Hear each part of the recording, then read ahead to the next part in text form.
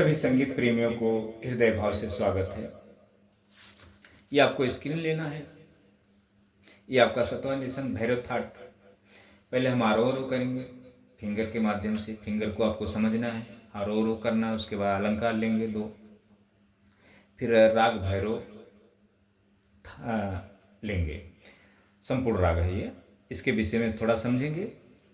फिर उसके बाद में ये सॉन्ग के पैटर्न 2 लाइन इसके विषय में समझेंगे। इसको आपको समझना है कि हम गाने कैसे बजा सकते हैं, गाने बजाने के लिए हमें क्या करना पड़ता है, क्या सीखना पड़ता है, ये आपको समझना है।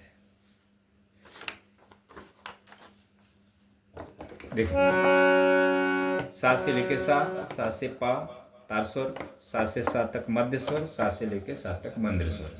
ये तीनों सप्तक में आपको फिंगर को चलाना है। सा रे ग म प।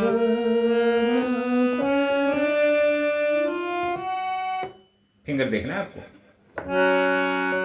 सा रे ग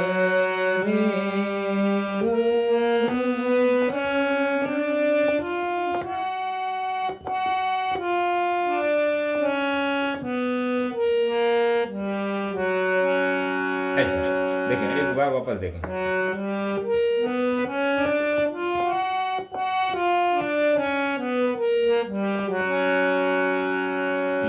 आरोह करना है। उसके बाद अब तीनों सप्तक में जाना है आपको।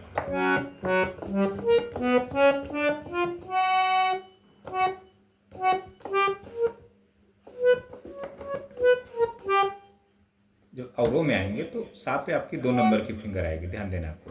जाने के टाइम ऐसा है।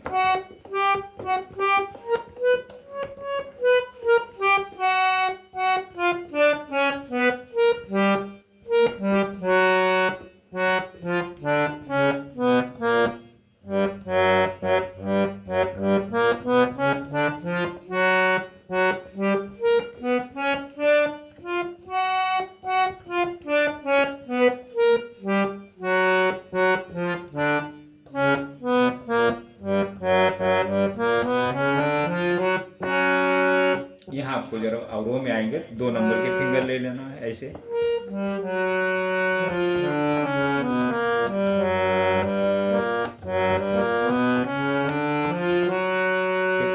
आरोह में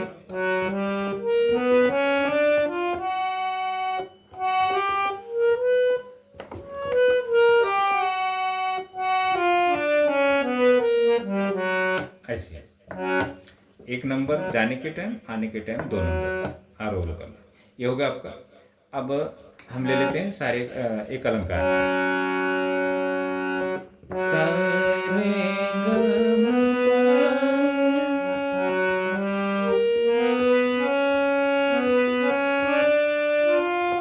म पा धा नि सा।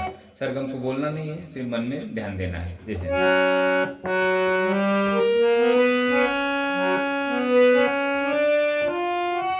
ऐसे बजाना। फिंगर मेरा कॉपी करना है आपको।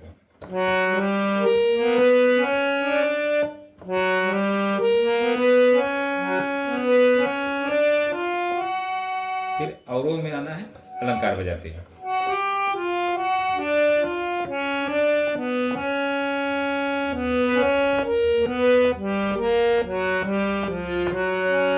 ऐसे देखें वापस।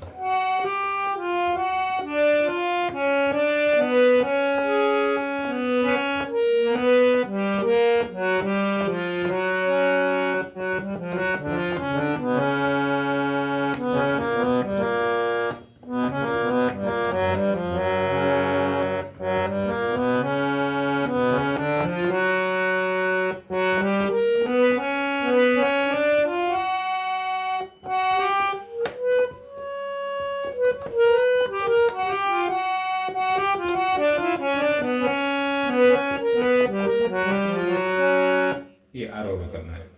ये होगा आपका दूसरा। अब तीसरा कड़ स्वर ले लेते हैं। तो कड़ स्वर जरा कठिन है, ये जरा आपको कोशिश करना है। मुझसे भी, मैं भी प्रैक्टिस नहीं किया हूँ, तो थोड़ा मैं आपको बता देता हूँ।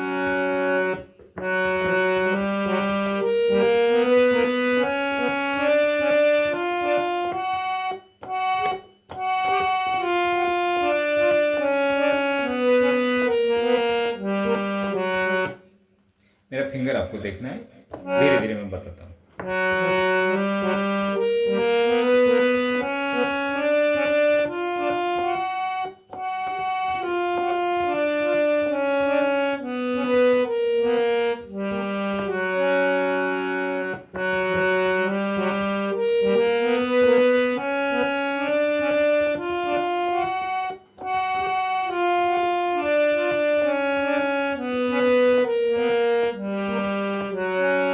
ये आपको इतना आपको तैयार करना है, फिर आपको तीनों में बजाना है।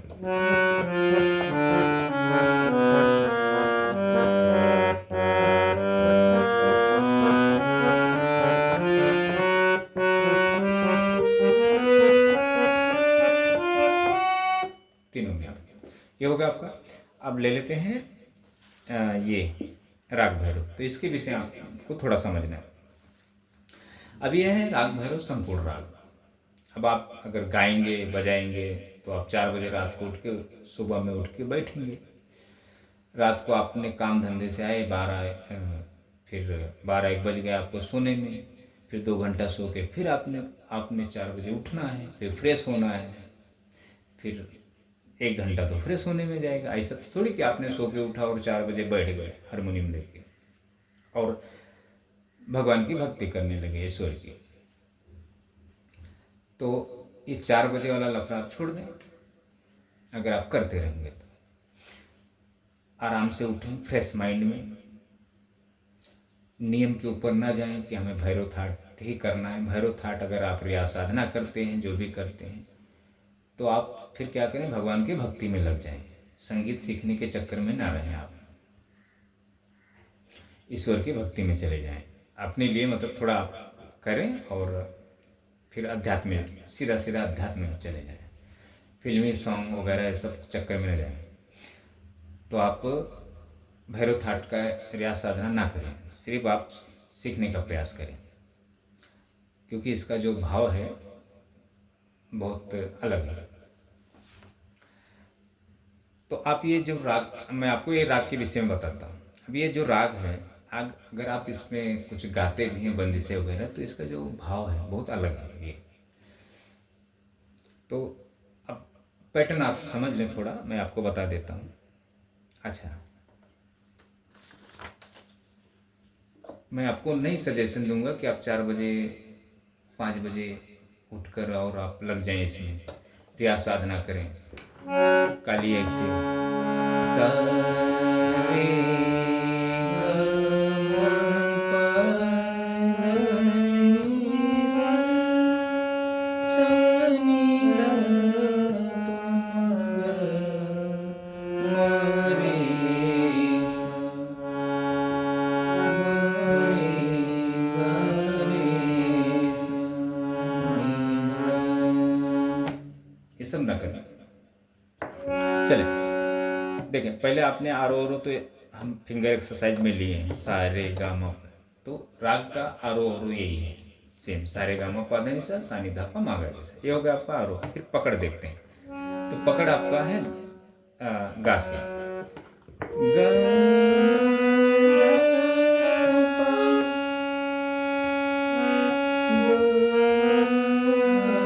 रे, ये पकड़ है।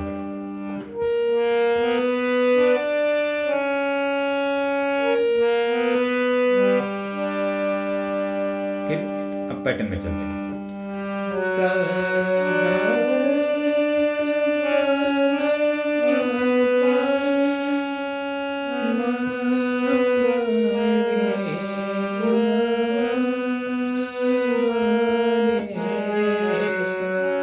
अच्छा, अब हमने भैरव थाट में आपका रे कोमल है।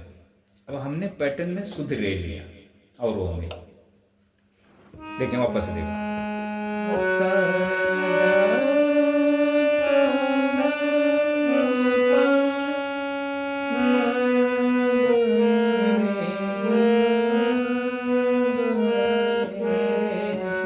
यहाँ आपको गाना नहीं, सिर्फ समझना, मैं बता रहा हूँ। अब जब करना रहेगा तो आप काली से करें या कहीं से करें, यहाँ से आपको नहीं करना है। ये मैं सिर्फ आपको बता रहा हूँ। अच्छा, अब रे हमने शुद्ध लिया, फिर उसके बाद ग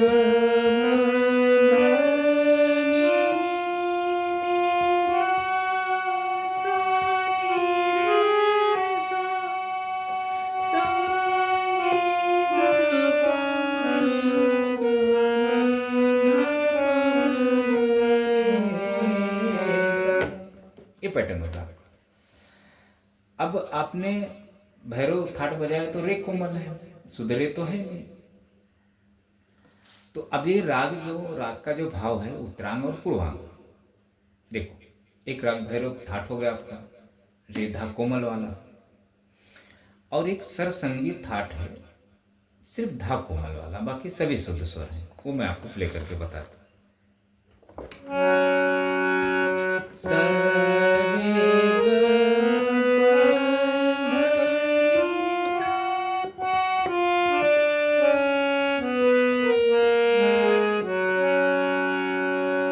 ये सरसंगीत थाट है, धा कोमल बाकी सभी शुद्ध स्वर है। अब भैरव में आ गए,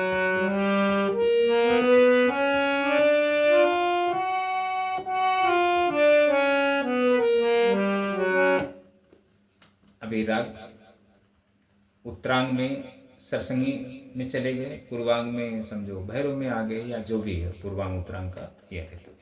तो ये इसलिए मैं आपको बोलता हूँ कि आप राग अगर सीखते हैं तो आप फिल्मी सॉन्ग ये वाद्य बजाना आपको नहीं आएगा। ये वाद्य जब आप बजाएंगे, जब तक आप फिल्मी सॉन्ग या गजल भजन कव्वाली जो भी है गीत जब तक नहीं बजाएंगे, जब तक किसी को अच्छा भी नहीं लगेगा। राग बजाएंगे तो किसी को पसंद भी नहीं आएगा। आप या तो राग को गाएं अच्छी तरह, अच्छा गाएंगे भी तो ये अध्यात्म है, ये अध्यात्म राग के जो भाव है ये सबको नहीं पसंद आता है, और आपको सबको पसंद करना है, खुश करना है, शो करना है। ये राग जो है ये अपने लिए है, अपने भक्ति भाव के लिए है राग में आप दुनिया को गा गा के बताएंगे, भैरव गाएंगे तो आपको कोई पसंद नहीं करेगा। मुँह पे बोलेंगे हाँ गुरुजी आपने बहुत अच्छा गाया, सीखने वाला व्यक्ति वो खुद ही नहीं पसंद करेगा। ऐसा है, क्योंकि ये अध्यात्म है, सत्य है, कड़वा, ये लोगों को नहीं पसंद आता है। या खुद के लिए है, ईश्वर और मैं समझो, ऐसा है। तो ये हो गया आपका, इतना देख लेते हैं। और अब देखेंगे फिल्मी सॉन्ग पे आ जाते हैं। अब ये फूल तुम्हें भेजा है खत में, अब ये इसमें अगर हम राग को घुसाड़ रहे हैं या राग को बता रहे हैं किस राग में है, तो राग के चक्कर में न जाएं। अगर हम राग में जाएंगे तो कंफ्यूज हो जाएंगे। अब ये समझ लें पहाड़ी राग समझ लें, या भोपाली समझ लें, या देशकार समझ लें, क्योंकि सारे गा पा सा ऐसे कुछ है। तो राग में न जाएं, सिर्फ आपको पैटर्न समझना है। अच्छा, अब ये जो सॉन्ग है 24 मात्रा का है। अगर हम छंद में जाते हैं तो 24 मात्रा का हरे गीत में आता है ये। और जो दूसरा सॉन्ग है लो आ गई उनकी याद, नहीं सॉरी, ये पहला जो है 28 मात्रा का है, हरे गीत में आता है ये जो लाइन है। अच्छा, ये जो दूसरा है लो आ गई उनकी याद, ये 24 मात्रा की लाइन है, रोला में आता है ये। हालांकि दोनों सममात्रिक हैं, ये सममात्रिक में आते हैं। तो इसको हम थोड़ा आपको म्यूजिक बताते हैं, थोड़ा आपको बजाने बताते हैं, ये आपको समझा देते हैं, थोड़ा गा के बता देते हैं।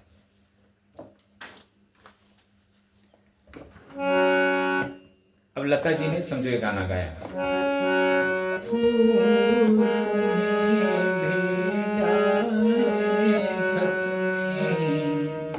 तो लता जी ने तो गाना लिखा नहीं होगा, कोई साहित्यकार, कोई छंदकार जो भी हैं वही लिखे होंगे, वही गाने को गीतकार जो भी होते हैं कवि, उन्होंने ये सब तय किया होगा गाने को कैसे हमें वो करना है। म्यूजिक डायरेक्टर होंगे, उन्हें पैटर्न देना है अलग अलग से, मतलब कई लोगों का योगदान होगा इसमें। लता जी ने कंठ से गाया, तो एक जन का तो योगदान है नहीं, कई लोगों का है, अच्छे अच्छे जानकार लोगों का है, संगीतज्ञ लोगों का है। तो आप सिर्फ लता जी को फॉलो करते हो कैसे गाई हैं,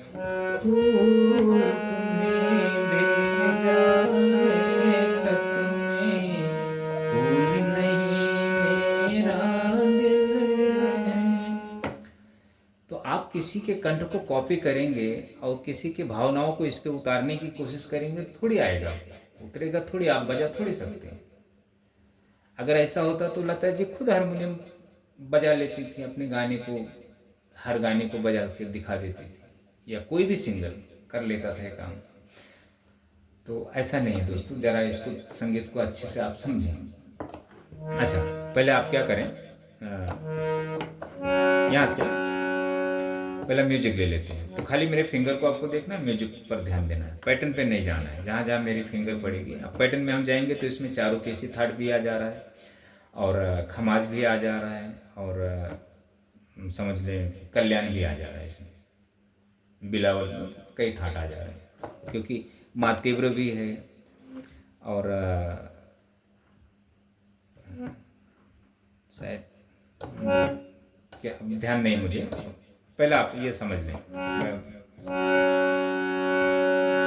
पैटर्न आप ले लें, ये सा रे ग म प ध नि सा, सा नि ध प म ग रे सा, सा नि ध प।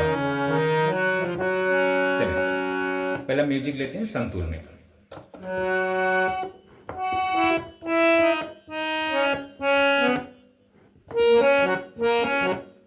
सा नी धा धा प प म ग प सा ग प सा।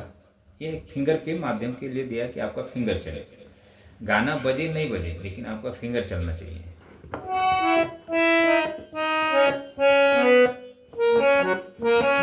ऐसा संतूर में आ गया म्यूजिक। फिर उसके बाद एक हमिंग चलता है, तो हमिंग वही समझ लें गाने का बोल होता है।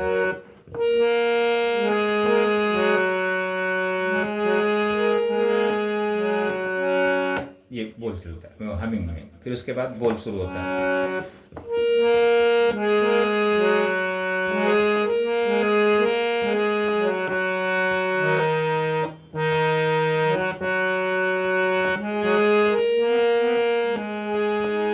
ये बोल होता है। ये आप स्क्रीन ले लें, अगर आपको समझा तो आप बजाएं, नहीं समझा तो ना बजाएं। ये गाने के चक्कर में उतना ना जाएं, अगर अच्छा बजा लेते हैं तो बजाएं, अगर बेसुरे अंदाज में बजाते हैं तो फिर यहीं से ओरिजिनल स्केल गाना सॉन्ग बजा हुआ है, ये स्केल है इसका, सा से ये सा ये है, लेकिन गा से शुरू हुआ है इसका, जो भी वादी रहेगा शायद ये पैटर्न के हिसाब से।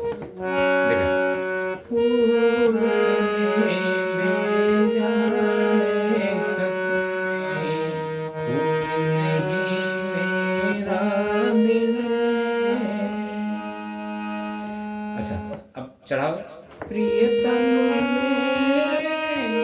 मुझको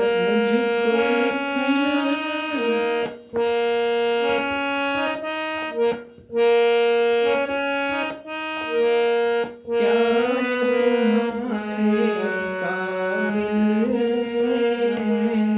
हो,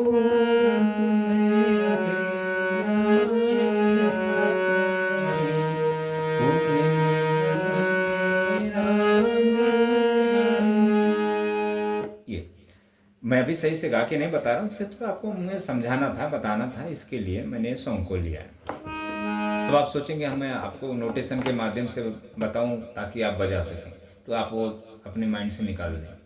आपको अगर समझना है संगीत को तो ठीक है, नहीं समझना है तो अब यही सॉन्ग बहुत लोगों ने बजाया है, आप उनके चैनल्स के माध्यम से सीख सकते हैं गाने। जिसको नहीं समझना है वो कर सकता है, जिसको समझना है वो चीज़ें फिर वो मुझे फॉलो कर सकता है। प्रियतम मेरे मुझको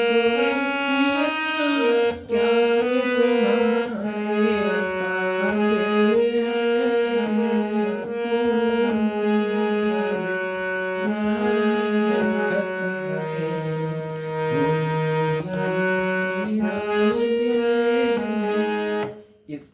समझे, सॉन्ग की लाइन हो गई। अब इसमें एक म्यूजिक आती है फ्लूट की और संतूर की और स्ट्रिंग की, ये तीन म्यूजिक, उसके बाद अंतरा शुरू होता है। तो ये म्यूजिक पर ध्यान दें, आपको फिंगर चलाने काम आएगा। तो ये हम तार सप्तक के रे से लेते हैं। ये सा से सा हो गया आपका, ये रे हो गया। देखिए शुद्धनी भी है, पहले हमने कोमल ले लिया म्यूजिक में, अभी म्यूजिक में रे यहाँ से लेते हैं, ये होगा फ्लूट का। फिर उसके बाद संतूर में आता है।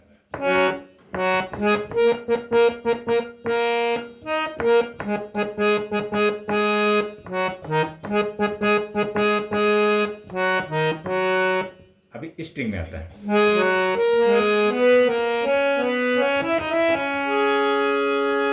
पकड़ के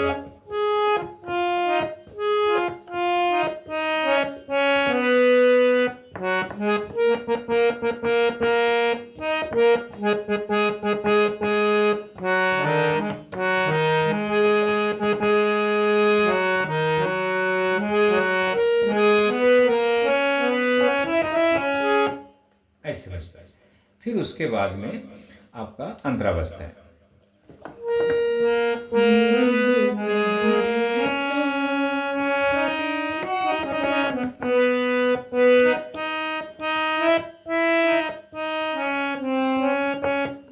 मातीब्र आ गया आपका।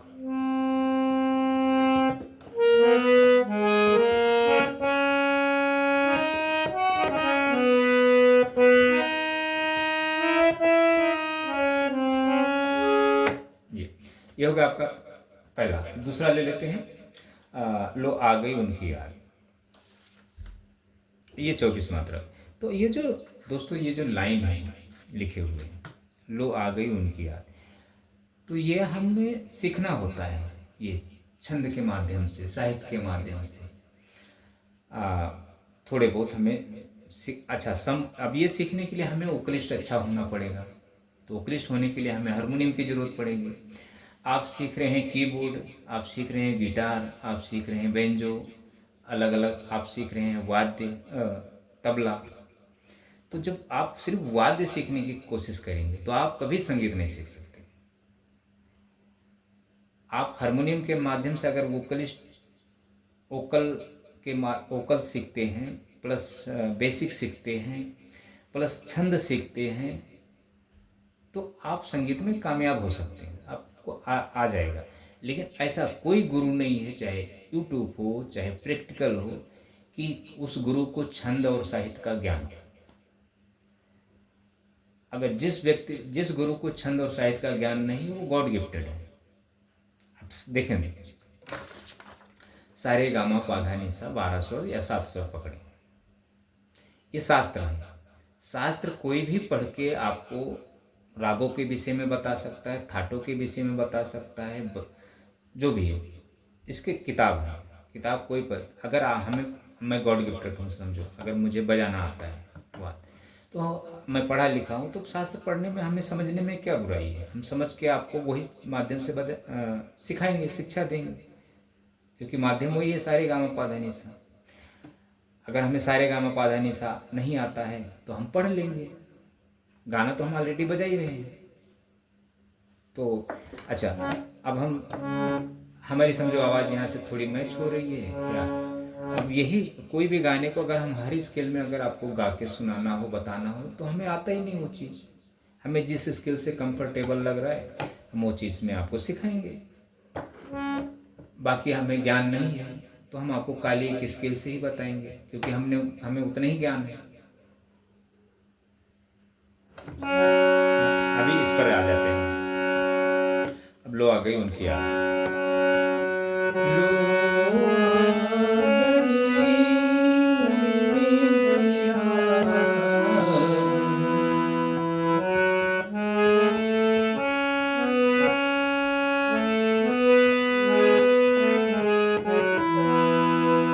वापस देखो,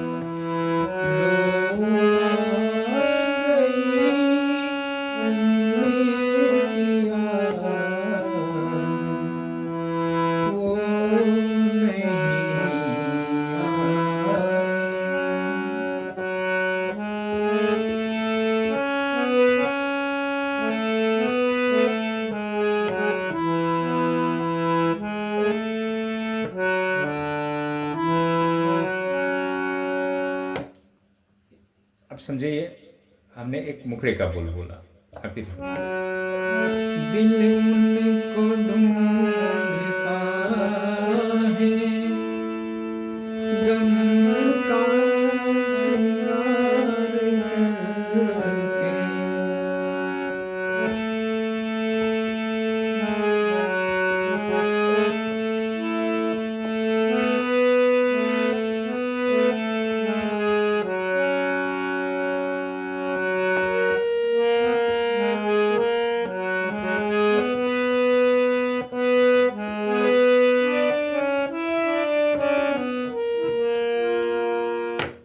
गाने के लिए। यहाँ से ओरिजिनल स्केल, यहाँ से गाया। अच्छा, अब ये जो सॉन्ग है ये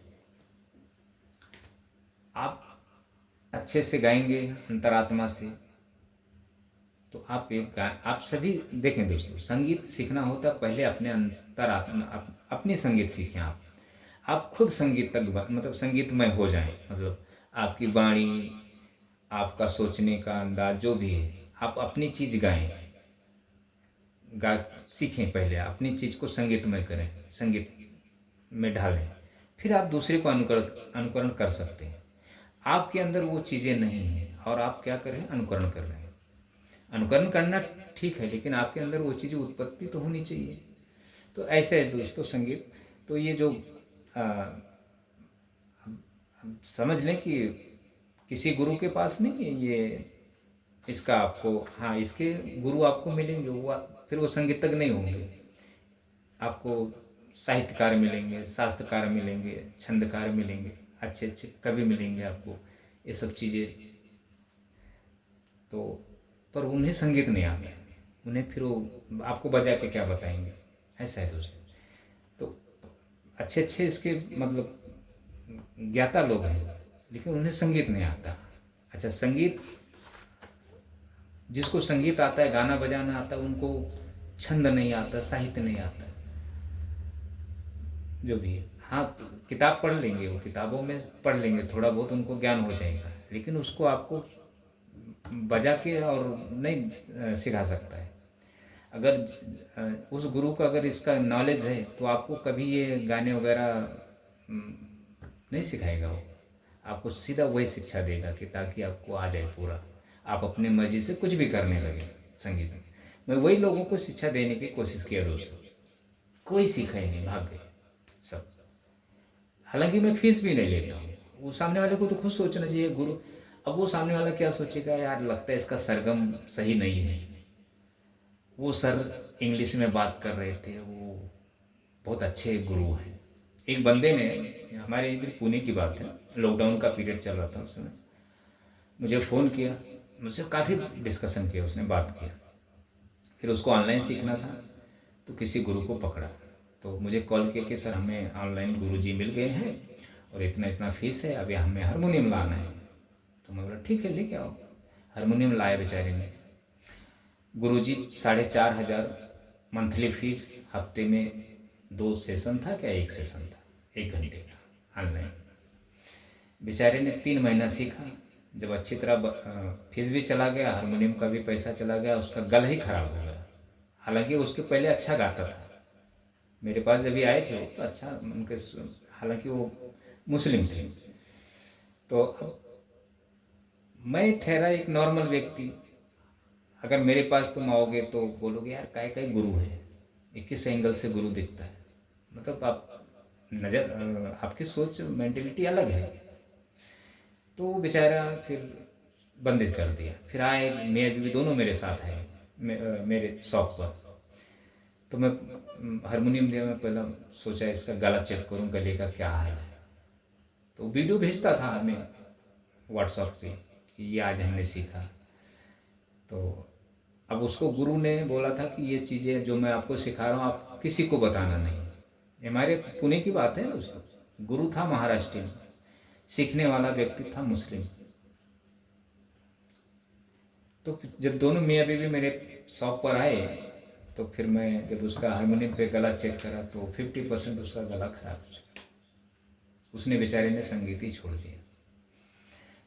तो ऐसे ही लोगों दोस्तों, गाना गा लेना और बजा लेना और शिक्षा देना बहुत फ़र्क है। गाना गा के बजा के वो आपको ईश्वर ने दे दिया है, गॉड गिफ्टेड हो गए आप, पर सामने वाले को वो चीज़ आप देना चाहेंगे तो आप या तो उसको ले डूबेंगे, सीखेगा तो नहीं, लेकिन वो मतलब संगीत से वंचित हो ही जाएगा वो।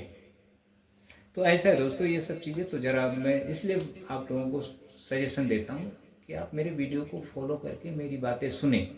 ये मैं जब सीखता था तो बहुत सारे पैसे लोगों को दिया, गुरुओं को, कोई गुरु मुझे अच्छा मिला नहीं, सब हमको लूटने खाने वाले मिले गुरु। अगर वो पैसा ले हरकत नहीं, कितना भी पैसा हो, लेकिन सही ज्ञान अगर आप दे रहे हो मुझे, हमारे आपके उस ज्ञान से हमें फ़ायदा हो रहा है आप जो, तो पैसा जाने का कोई गम नहीं।